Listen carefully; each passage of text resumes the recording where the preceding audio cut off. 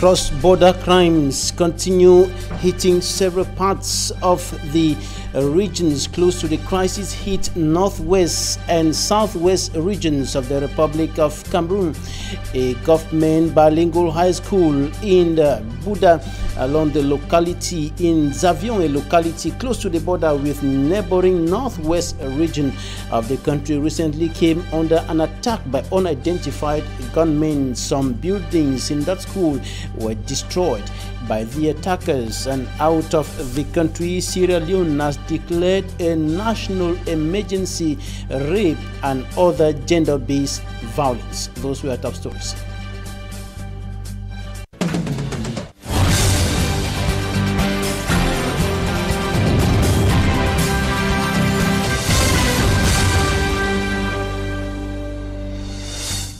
Thanks, ladies and gentlemen, for joining us on this edition of the 6 p.m. primetime newscast on Equinox Television, live from our headquarters in Cameroon's economic capital, Douala.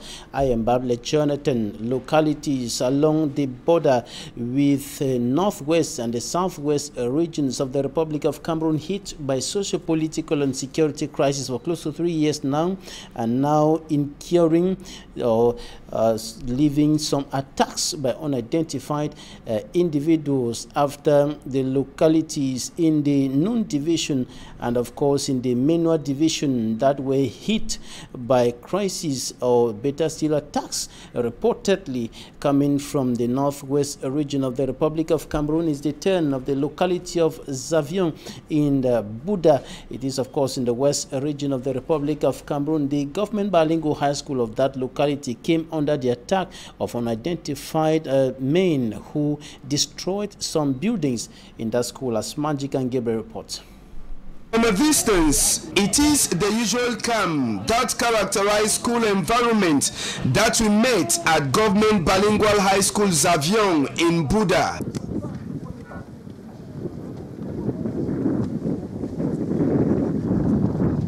The staff and students are very serene, all still in shock after the unexpected raid of unidentified armed gunmen alleged to be Amber Boys, members of the separatist movement.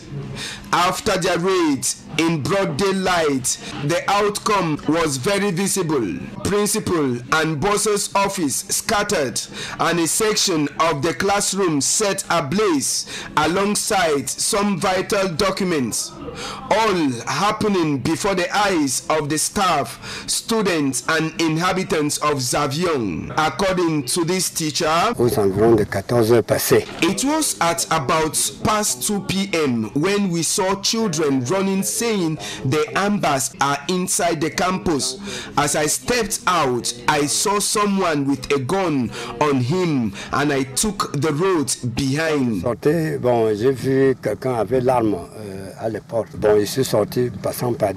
It is with fear that the teachers as well as the students of the government primary school and government bilingual high school Zavion recounts the surprise rate of the Amber Boys in their institution. More than 48 hours after the attack, students are afraid to return to school to continue with their studies. When I was coming to school, a child told me that the gun they saw was frightening them to return to school. With the reality on the ground, the divisional officer for Babaju, Ndongo Jean Mathieu, reassures his population. The trauma is still very fresh on everyone's heart. We are hoping that after the 11th February celebration, we shall go back to the field to encourage the staff and students of that institution that the situation is under control, so they should continue with their studies. Apart from the section of the government bilingual high school that was burned, the car of the principal was also set ablaze and some important documents scattered outside. found in between Wabane in the southwest region and Piyin in the northwest region.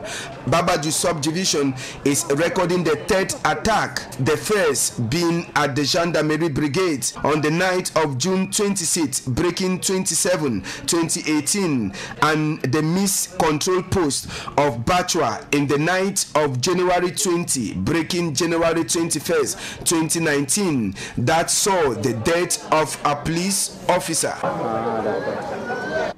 And this other attack by unidentified persons reported to have come from the crisis-hit northwest region of the country on the government bilingual high school Xavier in Buda in the Menua division came after over 100 houses were burnt down and several persons kidnapped by unidentified gunmen in Banguren in the Noon division, and of course other attacks in the Menua division. And these images are images of the northwest regional capital Bamenda practically paralyzed as a result of the operation Ghost Town that is being respected in that part of the country as well as other parts of Anglophone Cameroon. There is a lockdown in those parts of the country that is expected to pull through about 10 days, and this is because of the deepening Anglophone crisis and the military repression that is being used by governments to bring the situation to normalcy, and it has been worsening since it quickly switched from a peaceful protest by lawyers and teachers in October 2016 to an armed conflict. On to something else now. We go over to the nation's political capital, Yaoundé, where there was a violent confrontation between some petty traders in the Yaoundé Central Market and municipal police working for the Yaoundé City Council, and of course forces of law and order who later came to the scene to bring the situation under control. And the petty traders went into a standoff with the forces of law and order, resisting to quit the streets and pedestrian paths where they have been doing business for some time now. And this enters the framework of efforts by the Yaoundé City Council to fight against urban disorder in some parts of the city, notably around the Yaoundé Central Market as well as the Mokolo Market in Yaoundé. And this has been occurring repeatedly, traders getting into confrontation, usually violent confrontations with forces of law and order. On to something else now. We talk about youth unemployment, which is on the rise in the Republic of Cameroon, and as young people are preparing to celebrate the 2019 edition of the National Youth Day, 11th of February 2019, they keep wondering whether government is simply giving a deaf ear and a blind eye to the problem of unemployment severely affecting them, or how soon the results of government efforts will come, maybe in 2035 when Cameroon becomes an emerging nation. However, in the meantime, some of them are engaging in several activities, entrepreneurial activities, in order to make a living and put food on the table. EquinoxeTv. Chronic unemployment in Cameroon has pushed most university graduates off the warm-up line for posts of responsibility in government. To avoid frustration with the skills acquired, some of these youths have turned to embrace entrepreneurship, where they can download, or better still, offload the know-how they inherit for further exploitation. Knowing how complex it will be to accelerate on the foot, these optimistic youths decided to sink into helping entrepreneurial organizations or form associations like ACAMAS, an association for youth assistance. Such an association aims at creating an entrepreneurial environment where determined, skillful youths can exploit their aptitudes to enhance local production for local consumption, plus regain benefits and opportunities swallowed by importation. I think that the importation of products in our country is something that slows us down, because we have a country with opportunities and we have to develop those opportunities. I think that the importation also block us, in consuming our local products. The main aim of this project is to enable Cameroonians to consume Cameroonian. So that is what we have in mind. Goal of this association is to register 1 million youths to get 500 companies within a period of 5 years. All depends on our will and determination. I believe in the entrepreneurship in Cameroon because it's something that we need in our country to develop our country and help the young people to express their talents and express themselves, in the different domains and their different capacities. Though optimistic, stumbling blocks to be gotten rid of are not ignored or minimized as far as becoming an entrepreneur in Cameroon is concerned. The difficulties that area has in this country is that there is not enough funds for the entrepreneurship to explode and expand in our country. So thanks that we have an association that has thought and that has had an idea to resolve that problem and to permit and enable all the Cameroonians to join the project so that we can construct and develop this beautiful country of ours. Other unemployed youths warming up with hope to plunge into government institutions have been advised not only by their peers but the head of state, Paul Biya, in his several address to the youths ahead of National Youth Day celebrations as a way to contribute enormously in the development of the economy for Cameroon's emergence by 2035. And in prelude to the 2019 National Youth Day celebration, young people in Leone in the Mongo division of the littoral region of the country have been urged to fight against social ills and moral decadence, and one of such ills fast growing notably in schools across the Republic of Cameroon is illegal drug consumption. For me, Armstrong Sander has more. Coming from different primary and secondary schools across the town of Leone in the Mongo division of the littoral region, the young learners of both public and private institutions were sensitized on the dangers of drug consumption within the school milieu. Ces intervenants ont touché les mots qui minent. Learners said they were drilled against acts of moral decadence, dangers of drug consumption to education and health, as well as lessons on the importance of hard work. D'éviter la vie de la facilité, savoir comment gagner son pain quotidien par la sueur de son front. Initiated by religious authorities and supported by legal minds, the students and pupils also got skills on how to detect good from evil. Des conférences comme celle de cet après-midi sont importantes. Authorities say the exercise was necessary to give youth a sense of responsibility, which will guide them through school and after school. Et là, je pense que nous aurons gagné notre pari. At a time when the country is gearing up to celebrate the 53rd edition of the National Youth Day, sensitizing this category of people stand as one of the solutions to the problems facing youth in their category and the entire Cameroonian youth. Et nous voulons absolument sauver nos enfants. The prelates on their part believe that saving youth from social ills is saving the church and by extension the entire nation. President of the Republic of Cameroon, Paul Biya, will be addressing the youths on the 10th of February 2019 in his traditional Youth Day message to young people in the country. And Immaculate Fogwe talked to some young people here in the economic capital Douala and compiled their expectations in this report.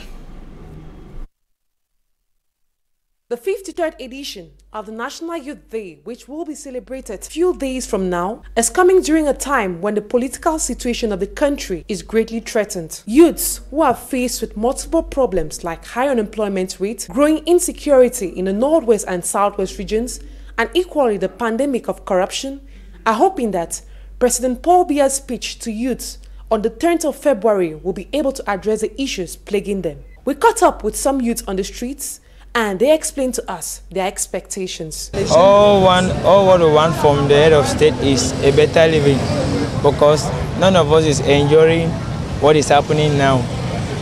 We all are youth, and all what we need is better living and a good standard of living.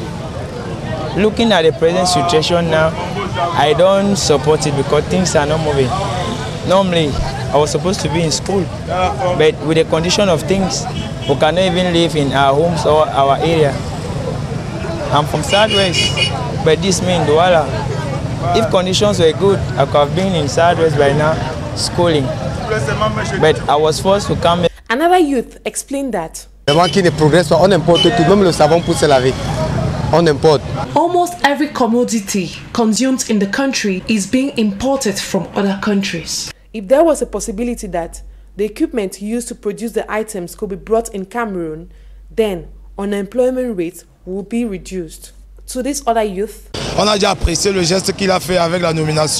appreciate the head of state for appointing a youth to head a giant structure like ENAM. But now, most youths out there are facing a problem of lack of startup capital and follow-up by the authorities. In such a condition, they are forced to give up on their projects. Youths, who are the future of every nation and equally leaders of tomorrow, are hoping that their plea will be taken into consideration by the head of state.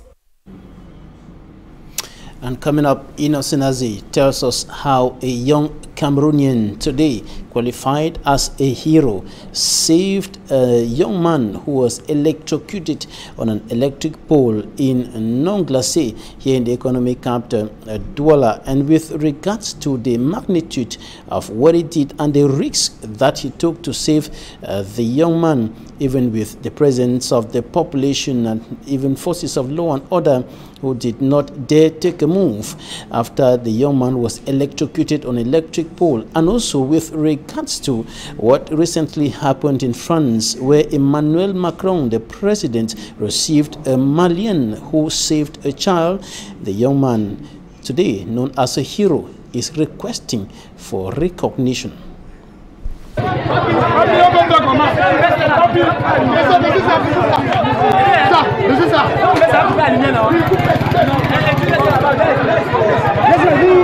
He is an Inyo worker trapped on this electric pole by high tension in Quartier Nonglace, Texaco Aéroport in the Douala 2 municipality as he was doing repair works.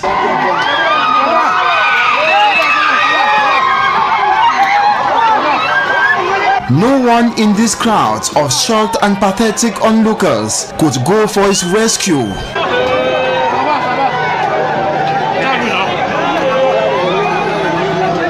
Even security elements and the victim's colleagues could not rescue him.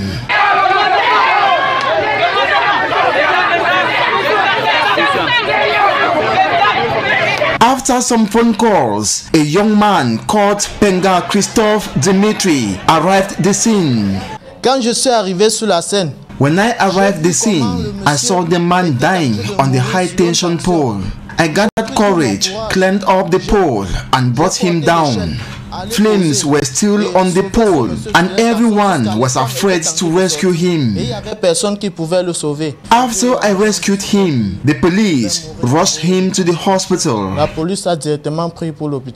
While he was being conveyed to the hospital, the crowd went more rowdy and persons whispering from ear to ear.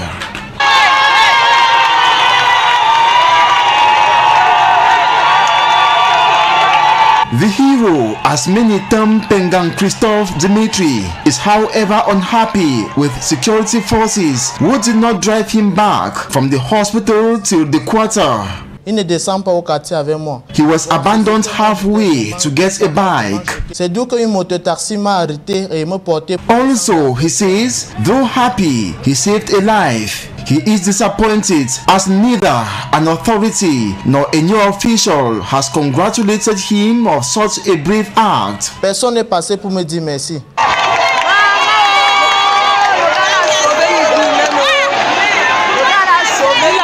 Il a sauvé. Ça, c'est un gars respecté. Toute une population. The dust is yet to settle as consternation still looms around the neighborhood.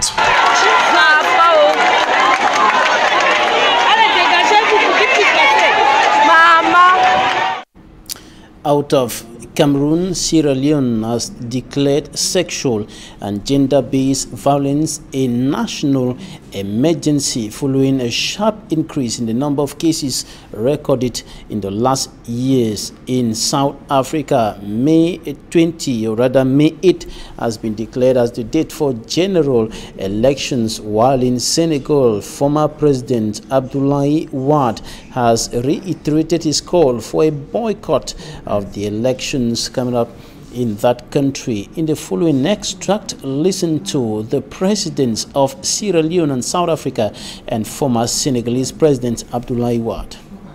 Ladies and gentlemen, I therefore declare rape and sexual violence as national emergency. And intend to proclaim the 8th of May 2019 as the date of the election.